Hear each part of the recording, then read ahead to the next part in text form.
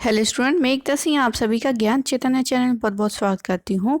आज के इस वीडियो में हम लेसन 2 पाषाण काल, जिसमें कि आखेटक, संग्राहक एवं उत्पादक मानव कैसे बनता है, इसकी पूरी कहानी को देखेंगे। तो ये कक्षा 6 की है जो उत्तर प्रदेश में चलती है, उसी को आज हम देखने वाले हैं। हिस्ट्री का पार्ट 2। तो सबसे पहले यहाँ पर एक बॉक्स दिया है जिसमें बताया गया है कि कैसे जाड़े में और गर्मी में और बरसात में हम अपने आप को सुरक्षा प्रदान करते हैं, जिसमें रहकर सभी कार्यों को भली भांति, यानी कि सुरक्षा मतलब हम क्या है जाड़े और गर्मी और बरसात में कहाँ रहते हैं, हम सुरक्षा के दृष्टि से घरों में रहते हैं। तो यही घर जो है किस प्रकार से हम लोगों ने बनाना स्टार्ट किया था, ये कहानी यहाँ से स्टार्ट होती नज़र आती है। तो घर हमने क्यों बनाए, ताकि जो जंगली जानवर है उससे हमें सुरक्षा मिल सके, तथा उनका शिकार करने के लिए उनके पास केवल पत्थर के ही औजार थे। तो स्टार्टिंग में क्या है, मनुष्य घरों में न रहकर पहले बाहर रहता था और शिकार करता था और अपना जीवन व्यतीत करता था, यानी एक किस्म से वो क्या था, घुमंतु था।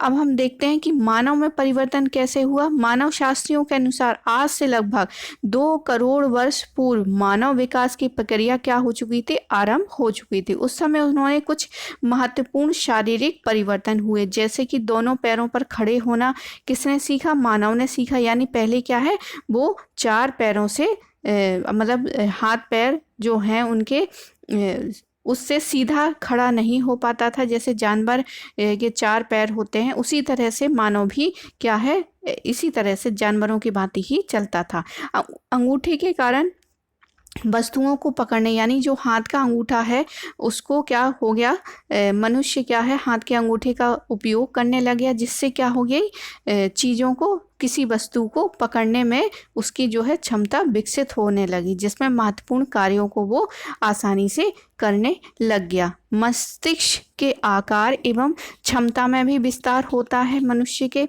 और मनुष्य में लंबाई, चौड़ाई, गहराई, ऊंचाई को देखने की क्षमता भी क्या हो गई, डेवलप होती धीरे धीरे नज़र आने लग जाती है। मानव के विकास, विभेद आदि की जानकारी देने वाले जो मानव हैं, मानव शास्त्री कहलाते हैं। यानी कि मानव के विकास में ये जो परिवर्तन किस प्रकार से हुए, इन सभी का अध्ययन करने वाले मानव शास्त्री कहलाते हैं। मानव के शारीरिक विकास में यह प्रक्रिया चलती रही तथा उसमें धीमे धीमे क्या होता गया, विकास होता गया। जैसे कि हम स्पष्ट इस पिक्चर के अनुसार देखते हैं कि किस प्रकार से मानव पहले सीधा खड़ा होना उसने स्टार्ट किया, फिर वो पूर्णतया सीधा नहीं था, थोड़ा झुका हुआ था, और फिर कैसे वो सीधा और फिर हाथों का इस्तेमाल करना यहाँ से स्टार्ट होने लग जाता है। तो ये मानव विकास क्रम है।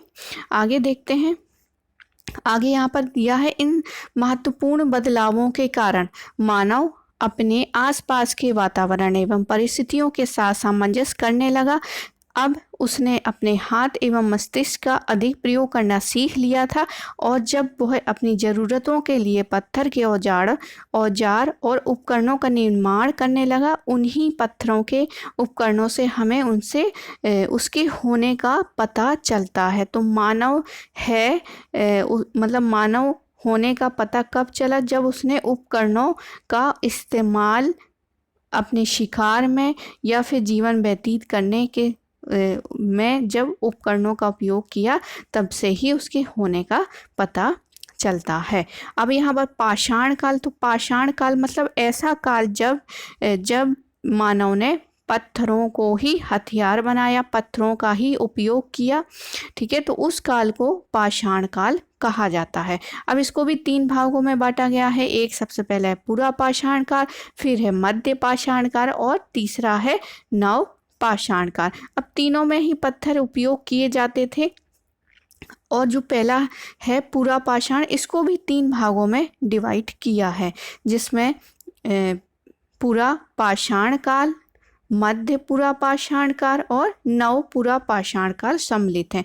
तो पहले वाले में 3 भाग में डिवाइड किए गए हैं, फिर और पूरे पाषाण काल को भी 3 भाग में डिवाइड कर रखा है। इस बात को हमें अच्छे से समझना है। अब हम बात करेंगे पूरा पाषाण काल को। यानी जो हमने पाषाण काल को डिवाइड किया था 3 भाग में, उसका हम पहला यहाँ पर पढ़ेंगे। तो पूरा पाषाण काल में मानव सबसे पहले खुले आकाश के नीचे, नदियों के किनारे, झील के पास रहता था। उसने इससे उसे शिकार करने में आसानी होती थी। वह पत्थर के औजारों से पशुओं का शिकार करता था। शिकार से प्राप्त मांस ही उसका मुख्य भोजन होता था। कंदमूल तथा फलों से ही उसका भोजन सम्मिलित थे। थोड़े समय बाद मानव ने गुफाओं में रहना प्रारंभ कर दिया, जो कि उसे तब तक घर बनाना नहीं आता था। तो घर बनाने से पहले वो स्टार्टिंग में वो खुले आसमान के नीचे रहा। फिर उसने क्या किया, जो गुफाएं हुई, बड़ी बड़ी गुफाएं, उसके अंदर रहना स्टार्ट किया। और फिर क्या है, उसको एक जैसे कि लकड़ियां गाड़ कर एक छप्पर टाइप का रहना स्टार्ट करता है। शिकार खोज में वो लगातार घूमता रहता था। इस प्रकार उसका कोई स्थायी आवास नहीं था। इसी समय उसे आग की जानकारी की प्राप्ति होती है। जब वो यहाँ वहाँ घूम रहा था, तभी उसे अचानक से क्या हो गई, आग का आविष्कार करना उसको आ गया। साथ ही अब उसने अपने मृतकों को कब्र में दफनाना भी प्रारंभ कर दिया। पूरा पाषाण काल के आखिरी दौर में उसने चित्र बनाना भी सीख लिया था। यानी कि अब वो क्या है, अभी चित्र के माध्यम से उसने जो सीखा है वो चित्र बना देता था। उस समय की गुफाओं में उसके द्वारा बनाए गए चित्र भी मिलते हैं। इन चित्रों में शिकार के दृश्य, अब जो मनुष्य जो काम करेगा वही काम क्या है, उसके चित्रों के माध्यम से अभिव्यक्ति होगी। तो उस समय शिकार ही करते थे, तो शिकार का ही वो चित्र दीवारों पर, जो गुफाओं में रहने लग गया था, गुफाओं की दीवारों में हमें देखने को मिलते हैं। इसी समय मानव ने हड्डी के औजार भी बनाना प्रारंभ कर लिया था। अब जो शिकार करते थे, तो शिकार जानवरों का होता था, और जानवरों की हड्डियों से भी उन्होंने क्या कर लिए, औजार क्या बनाना स्टार्ट कर दिया। यह औजार उसके ज्ञान के विकास को दर्शाता है। अब यहाँ पर आगे देखते हैं एक बॉक्स में, इस युग में मानव क्या रहता था, झुंड बनाकर ही शिकार करते थे। मतलब अकेले नहीं करता था, झुंड बनाकर ही लोग रहते थे और शिकार करते थे, जिसे वो आपस में बांटकर खाते थे। मनुष्य यह समझ चुका था कि यह तभी जीवित रह सकता है जब वह दूसरों के साथ मिलकर चले। इस प्रकार एक दूसरे का सहयोग करने की भावना इस युग में विकसित हो चुकी थी। उत्तर प्रदेश के मिर्जापुर जिले में कुछ गुफाओं का पता चला है, जहाँ पर मानव क्या है, एक समूह में रहते थे। तो मानव क्या है, एक समूह में रहकर शिकार करते थे। उनको पता चल गया था कि क्या है, एक दूसरे के सहयोग से ही क्या है, हम जीवित रह सकते हैं। अकेले रहेंगे तो जंगली जानवर क्या है, खा जाएंगे, इस तरह से। अब यहाँ पर है कि कैसे शिकार करते थे, उनके किस प्रकार से औजार हुआ करते थे। तो यहाँ पर पिक्चर में दे रखा है कि पूरा पाषाण कालीन किस प्रकार के पत्थर हुआ करते थे। जैसे कि यहाँ पर है, यहाँ पर जो नुकीला है वो उसको फेंक के मारने से क्या है, जानवर को घायल कर सकता था, इससे खोद भी सकता था ज़मीन। इस तरह से क्या है, ये उनके औजार थे। आगे है, यदि मानव के पास ना ही जंगली जानवरों जैसे पैने नाखून थे और ना ही नुकीले दांत, ना ही उनके पास ऐसे जबड़े थे और ना ही सींग थे जिससे कि वो जंगली जानवरों का शिकार कर सके, लेकिन उसने क्या किया, पत्थरों को घिस के पैना कर लिया। उसकी बड़ी समस्या, अपने को ज़्यादातर ताकतवर जंगली जानवरों से क्या करना था, रक्षा करना था तथा उनका शिकार भी करना था। इसके लिए उसने पत्थरों के औजारों का निर्माण व प्रयोग किया, क्योंकि उसे पत्थर आसानी से प्राप्त हो जाते थे। वह मानव की आखेटक अवस्था थी। इस युग में पत्थर के औजार आकृति में सुडौल नहीं थे, वे बेडौल थे, भ्रौणी आकृति वाले थे। मतलब कोई भी उनका कोई एक आकार शेप नहीं था। जहाँ से पहना हो गया उन्होंने इस्तेमाल करना स्टार्ट कर दिया। आगे देखते हैं अब कैसे जाना कि आग जलाएं।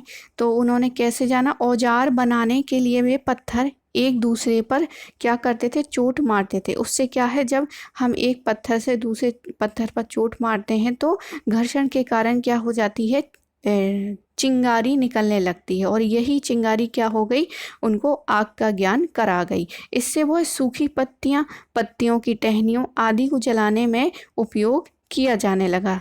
अब यहाँ पर है, आगे है पत्थर से पत्थर प्रहार करना। पिक्चर में किस प्रकार से प्रहार करते हैं, तो क्या है, चिंगारियाँ मतलब आग की चिंगारियाँ यहाँ पर निकलती हुई प्रतीत होती हैं। अब हम बात करेंगे, ये तो हो गई बात पूरा पाषाण काल की। अब हम बात करेंगे मध्य पाषाण काल की। तो मध्य पाषाण काल में जो चीज़ें हैं, उपकरण हैं, तो इसमें क्या है, थोड़े से पतले हो गए और नुकीले हो गए और थोड़ी सी शेप आकार में भी दिखाई देते हैं। तो ये मध्य पाषाण कालीन औजार हैं। अपेक्षाकृत क्या हो गए, जो उनके औजार थे वो छोटे हो गए। इस समय प्रकृति में अनेक परिवर्तन हुए जिसका प्रभाव मानव जीवन पर पड़ा। नई परिस्थितियों से तालमेल बिठाने के लिए उनके छोटे उपकरण बनाना प्रारंभ किया। जलवायु पहले की अपेक्षा गर्म हुई, मतलब पहले थोड़ी ठंडी थी और पूरा पाषाण काल में मध्य पाषाण काल आते आते क्या हो गई, गर्म हो गई। फलस्वरूप जहाँ जहाँ बर्फ जमी थी वहाँ क्या हो गई, वो बर्फ क्या हो गई, पिघल गई। पृथ्वी की उपकरण शक्ति का विकास हुआ तथा घास एवं वनस्पतियों के मैदान क्या हो गए, विकसित हो गए। घास को खाने वाले छोटे जानवर जैसे हिरन, खरगोश, भेड़, बकरी आदि पैदा हुए। मानव अपने आप उगी घासों को एकत्र करने लगा। इन घासों से उसे कई आज के अनाजों की पूर्वज थी। इनका प्रयोग मनुष्य ने अपने भोजन में किया। इस प्रकार यह क्या हो गए, संग्राहक बन गए। तो मध्य पाषाण काल तक आते आते ये क्या बन गए, संग्राहक बन गए। इसमें उसने कुत्ते को पालना सीख लिया था। कुत्ते मानव का कुत्ता पालना, मतलब कुत्ता ही पहला पालतू पशु है। अब यहाँ पर है कि कैसे हुआ खेती का ज्ञान। तो यहाँ पर खेती का ज्ञान कैसे होता है, तो पुरावेत्ताओं का मत है कि उसने अपने आप उगे हुए अनाजों को मानव ने एकत्र करना शुरू किया और अनाज के कुछ दाने गीली मिट्टी या अथवा इधर उधर गिरे होंगे, उन स्थानों पर फिर से वही अनाज उगे होंगे। जब मानव ने उसे देखा तब उसे ज्ञात हुआ कि इन अनाजों के दानों से बार बार अनाज उगाया जा सकता है। इससे इस ज्ञान का उसने परीक्षण भी किया, तब जाकर उसे क्या हुआ, खेती का ज्ञान हो जाता है। तो किस प्रकार से जो बीज इकट्ठे कर रहा था वो गिर जाते हैं और फिर उससे वहाँ पर एक नए पौधे उगाते हैं। इसी को उसने बार बार प्रक्रिया करी होगी और फिर क्या है, खेती का ज्ञान उनको हो गया होगा कि दानों को बोने से क्या है, एक नया पौधा उगता है और फिर वो जो बड़ा हो गया फिर बीज बनता है और फिर बोने से भी फिर फसल या फिर पौधे उग जाते हैं। आप गेहूं के कुछ दानों को गीली मिट्टी या गोबर की ढेल में डालिए, कुछ दिनों बाद देखते हैं कि उसमें से क्या है, अंकुरित होता हुआ दिखाई देता है। अब हम बात करेंगे नवपाषाण काल का। नवपाषाण काल में क्या है, पूर्ववेत्ताओं का मानना है कि मानव ने जब भली भांति खेती प्रारंभ कर दिया तभी से नवपाषाण काल क्या हो जाता है, प्रारंभ हो जाता है। यह मानव इतिहास या मानव सभ्यता के इतिहास का सबसे बड़ा परिवर्तन है। तो नवपाषाण काल को सबसे बड़ा परिवर्तन मानते हैं। खेती के कारण मानव अब भोजन संग्रहक से भोजन उत्पादक बन गया। इस समय उसके पत्थर के उपकरण अधिक उपयोगी एवं सुडौल थे क्योंकि उन्हें अधिक कुशलता से बनाया गया था। तो इस समय के जो नवपाषाण काल के उपकरण हैं वो अधिक सुडौल हैं क्योंकि उनको क्या है, कुशलता, पत्थर से औजार बनाने में दक्षता यानी कुशलता हासिल हो गई थी। ये उपकरण घिसकर चमकदार बनाए गए थे। हत्तेदार कुल्हाड़ियाँ, हंसियाँ इस प्रकार के महत्वपूर्ण औजार थे। खेती के साथ पशुपालन भी प्रारंभ हो चुका था। पशुओं का उपयोग मांस व दूध के लिए किया जाता था। ये बात हो रही है नवपाषाण काल की। अब यहाँ पर कुछ नवपाषाण कालीन औजार भी हैं और कुछ नवपाषाण कालीन कृषि उपकरण। तो कृषि कार्य करने जैसे खोदने के लिए, बीज बोने के लिए, गड्ढा खोदने के लिए, इस प्रकार से क्या हो गए, उनके उपकरण भी यहाँ पर निर्मित होते हैं। और यहाँ पर कुछ औजार हैं जो कि नवपाषाण काल के हैं। आगे देखते हैं, मानव जब अपने खेतों के आसपास मिट्टी के घरों या घास फूस के छप्पर वाले घरों में रहने लग गया और फिर क्या है, धीरे धीरे एक गांव या बस्ती डेवलप होती है। तो अभी तक हमने लोग झुंड में रहते थे लेकिन वो गांव नहीं थे, ना ही कोई बस्ती डेवलप होती नजर आती। लेकिन नवपाषाण काल में छप्पर डालकर रहने वाले लगे और इससे क्या हो गई, एक बस्ती बनती हुई नजर आती है। आगे देखते हैं। अब ये मिट्टी के बर्तन बनाने भी जान गए, किसमें? नवपाषाण काल में। बर्तनों पर नक्काशी और चित्रकारी के रंगों का प्रयोग भी होने लगा। इसी समय मानव ने एक पहिए का आविष्कार भी कर लिया था। इसका उपयोग चाक के रूप में मिट्टी के बर्तन बनाने तथा सामान ढोने के लिए गाड़ी के पहिए के रूप में किया गया। खेती के कारण लोग एक जगह पर रहने लग गए। मतलब अब वो घुमंतरू प्रवृत्ति वाला जो मनुष्य था वो अब एक जगह रहने लग गया। फलस्वरूप नए नए कौशल विकसित हुए, जैसे मूंज की टोकरी, चटाई बनाना, कताई करना, जानवरों के बालों से कपड़ा बनाना आदि। अब उसमें सामुदायिक जीवन का भी विकास हो गया था। शवों को दफनाने के ढंग में भी उसका धार्मिक विश्वास के विषय में जानकारी मिलती है। शव जो है मृतक व्यक्तियों के साथ खाने पीने की चीज़ें, बर्तन, हथियार आदि भी दफनाए जाते थे।